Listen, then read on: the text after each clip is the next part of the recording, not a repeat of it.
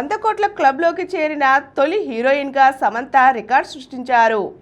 ఇటీవలే విడుదలైన మా ఇంటి బంగారంతో సూపర్ హిట్ సాధించిన ఆమె తాజాగా తన మాతృత్వం గురించి కూడా ఆసక్తికర వ్యాఖ్యలు చేశారు. జీవితంలో అత్యంత కీలకమైన ఈ మాతృత్వ దశను అనుభవించడానికి చాలా కాలంగా నేను కళ్ళ కన్నాను. ఇది నాకు ఎంతో ప్రత్యేకం. ఈ బాధ్యత నాకు కొత్త శక్తిని ఇచ్చింది. ప్రతి విషయాన్ని ఎంతో ఆసక్తిగా నేర్చుకుంటున్నాను. నటిగా నేను పోషించే పాత్రను పూర్తిగా తెలుసుకుని దానికి 100% న్యాయం చేయడానికి కష్టపడతా. అలాగే అభిమానులు నాపై చూపించే ప్రేమను ఎంతో అపురూపంగా భావిస్తాను.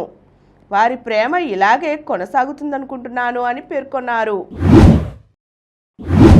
మిస్టర్ మిడిల్ క్లాస్ ఈ శుక్రవారం వస్తున్న 8 చిత్రాలలో 2 సినిమాలు లయ నటించినవి కావడం విశేషం.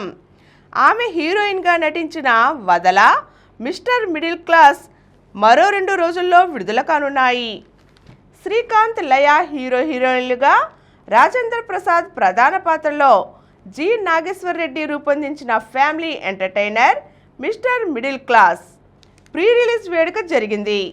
దీనికి వివి వినాయక్, కోన వెంకట్, దశరథ్ ముఖ్య అతిథులుగా హాజరయ్యారు. ఈ సందర్భంగా ట్రైలర్ను రిలీజ్ చేశారు.